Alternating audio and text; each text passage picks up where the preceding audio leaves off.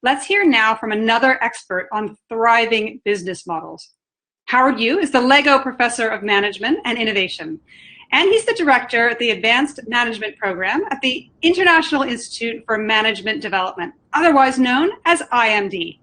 Professor Yu will take us through how temporary work tools will become permanent. To begin with, what I want to do is to take a step back to understand what kind of world we are living in and why there is so much confusion, stress, and everything else surrounding our day-to-day work.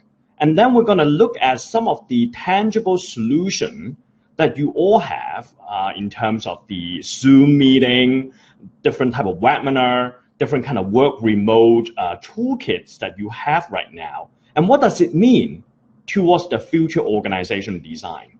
Because I think one of the major tasks for senior leader is to recognize what type of world we're living in so that you can leverage the tool that you have to buffer yourself against the worst, as well as capitalizing the maximum out of these great opportunities. So if you think about, I'm just going to share my slide here. I think the slide should be up. Let me just take a look. Okay. So if you think about the situation where we are in, essentially historically we have a lot of traditional tool to manage the risk. And in a way that what we try to do is to really focusing on the red square that I highlight here, where frequency is high as well as impact is high as well.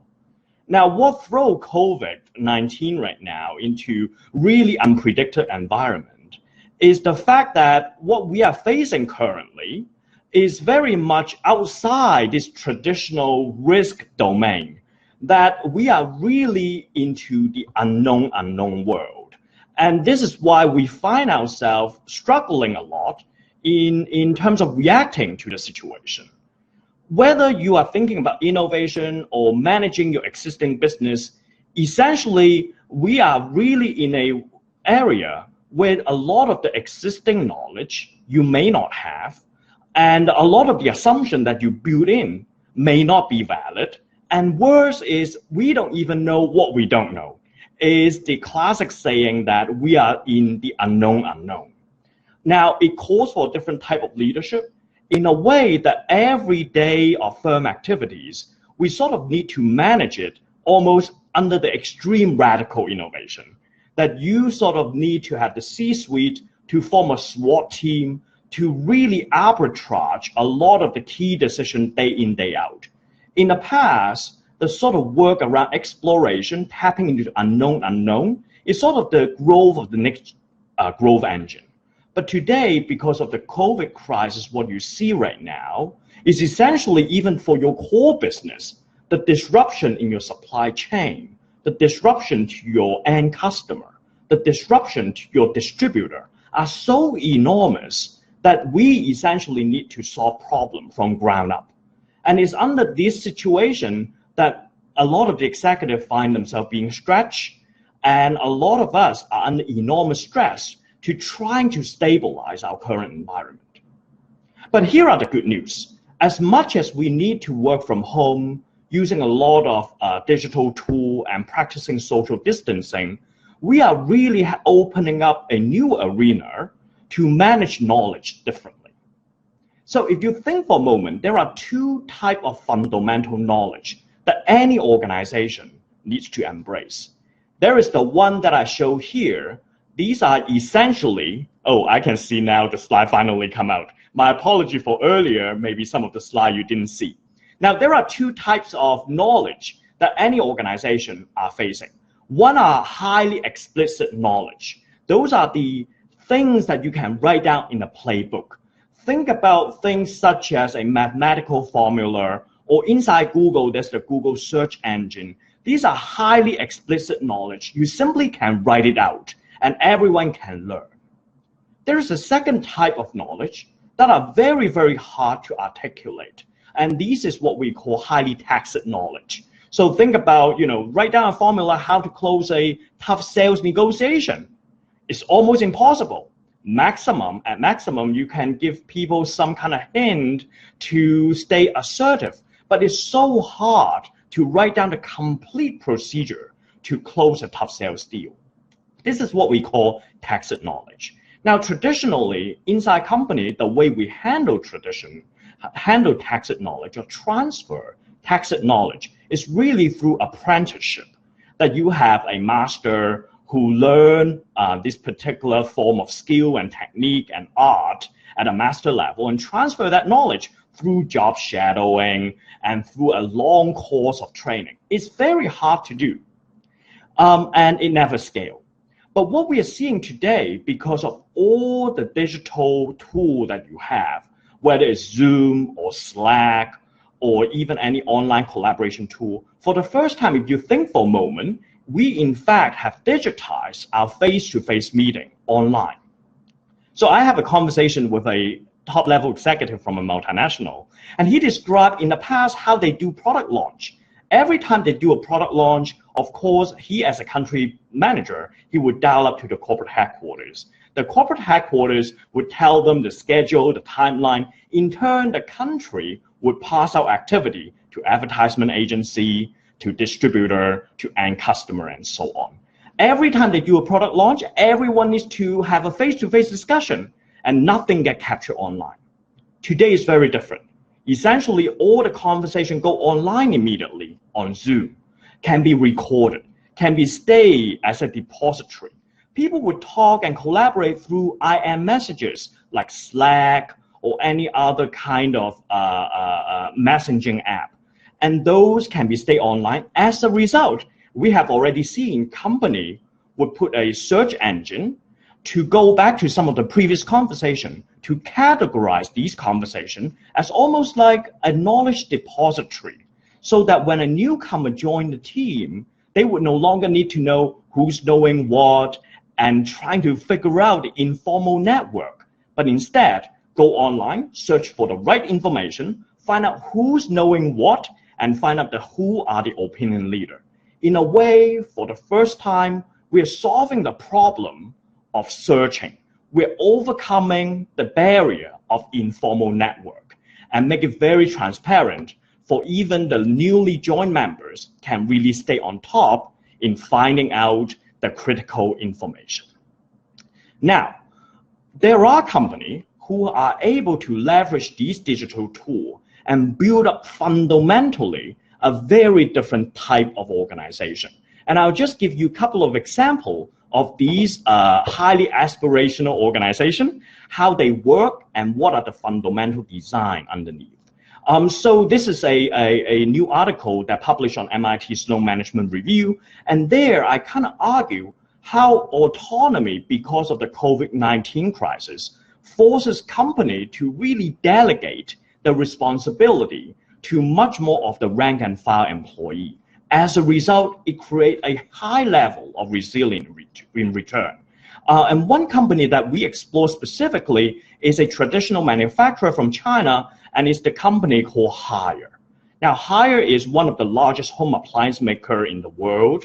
And what's interesting is when COVID-19 hit China, the most severe level back in February, early this year, Haier in terms of this global supply chain, it remained pretty much stay intact. In fact, towards the end of February, all of the production have gone back to over 95% in terms of capacity. So we get interested, how did they manage to do all that compared to more of the other traditional manufacturer?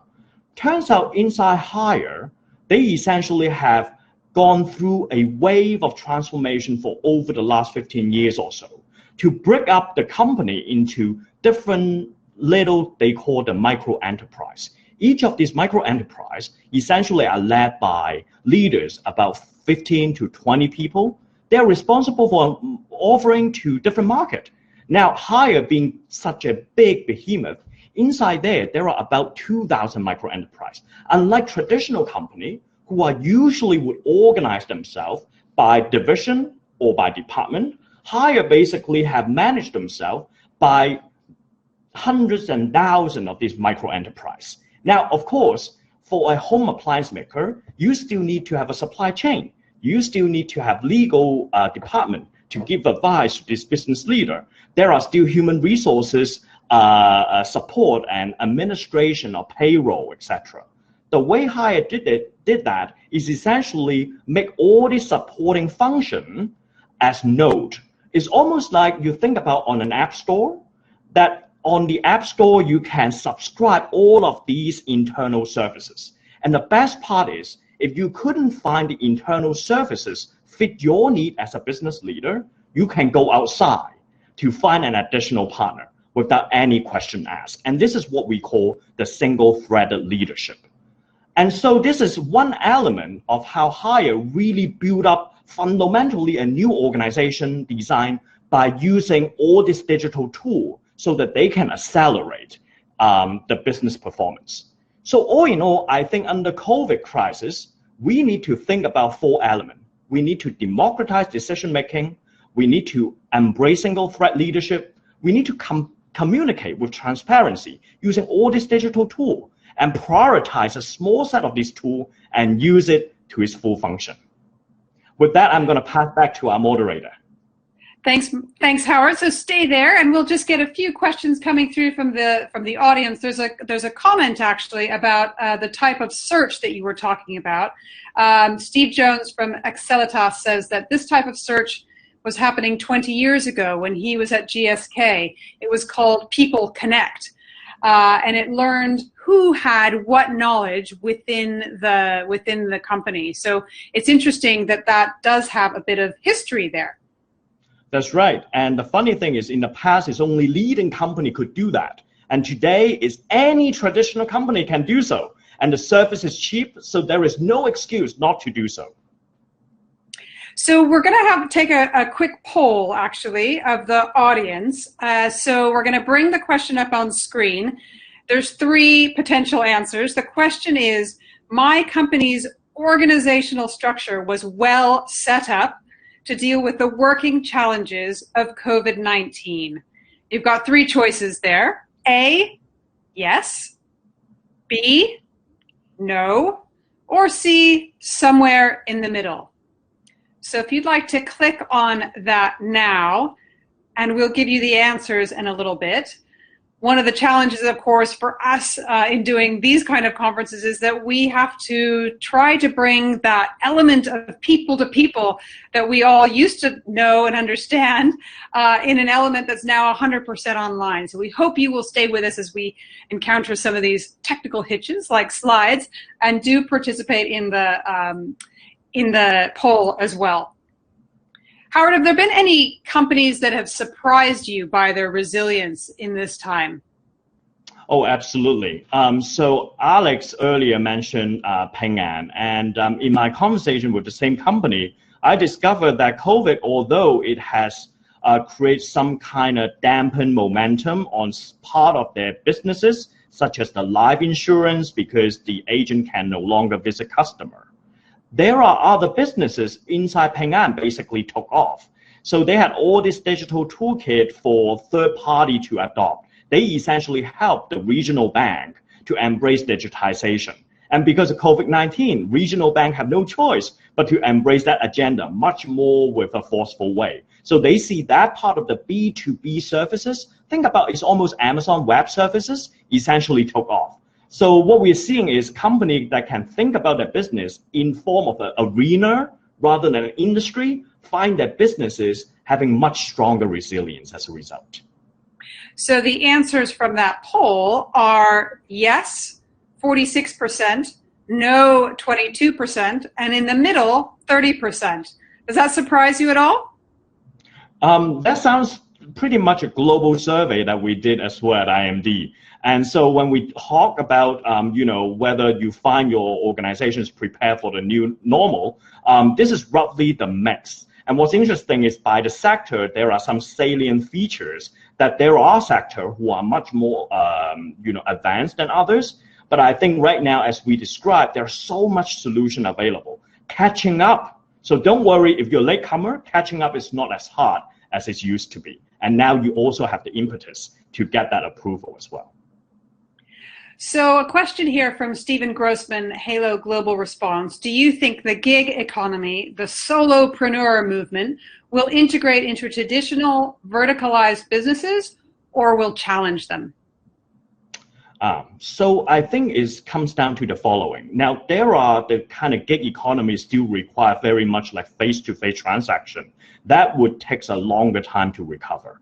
But I think the fact that many of the organizations I've been speaking of, they are now, because they need to work remote, a lot of the interface and organizational work essentially is plug and play. With the emergence of API, I think there would be a much stronger impetus for big company to tapping into the external brain power, this individual entrepreneur, to help them to innovate even faster. So my feeling is there will be a great opportunity as well. Rather than small entrepreneur disrupting big company, I think big company these days are smart enough to have a much more open interface to have them plug and play. So another question coming from Siva Kumar from Ulster Technologies. What are the different business tools in China that we could look at in the rest of the world? Oh my God, there are so many interesting development right now, particularly for collaboration tool. So in the Western world, we're talking about, Zoom and WhatsApp and things like that. In China, for example, there's DingTalk, which is part of it, is part of Alibaba.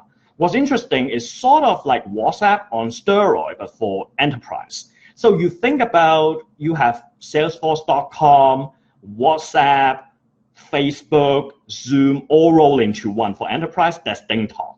Now, what marks it differently than what WeChat is in China is DingTalk is all about for business to business contacts. So all the authorization setting, all the security setting is all available for manager. And if you are a staff member, you can file tax expense report, you can report your time spent with client, and your supervisor can see it all on the mobile phone. The interface is just unbelievable. So it begins to roll out to the Western world as well. Even UBS from Switzerland and Japanese company are beginning to explore the power of DingTalk. So keep an eye on. It's quite interesting. So I'm going to ask you one more question. And by the way, for any of those math whizzes out there that noticed I didn't get the numbers quite right, it was actually the yes is 46%, no, not ready, 22%, and the middle was 32%. So I wonder if you could comment on the issue of privacy around data, because that has been one of the things that I've noticed in terms of how we move forward from COVID-19, the issue around tracking people, that kind of thing. I wonder if you could just give a lesson from your perspective of how that's helped China recover or will continue to help it recover. Right. So it's kind of interesting to see how different governments have different responses and how citizens demand different type of protection due to the healthcare crisis. So in China, of course, it's the extreme example of using data to bend the curve. So from the telephone, the smartphone that you have in GPS tracking where you are, all the way to image recognition with CCTV camera that issue individual citizens. If you are at risk, you visit a restaurant where there is someone who confirmed to be infected, then you get a code telling you you're blue or you are red now, you cannot leave the house. That's the Chinese way of bending the curve.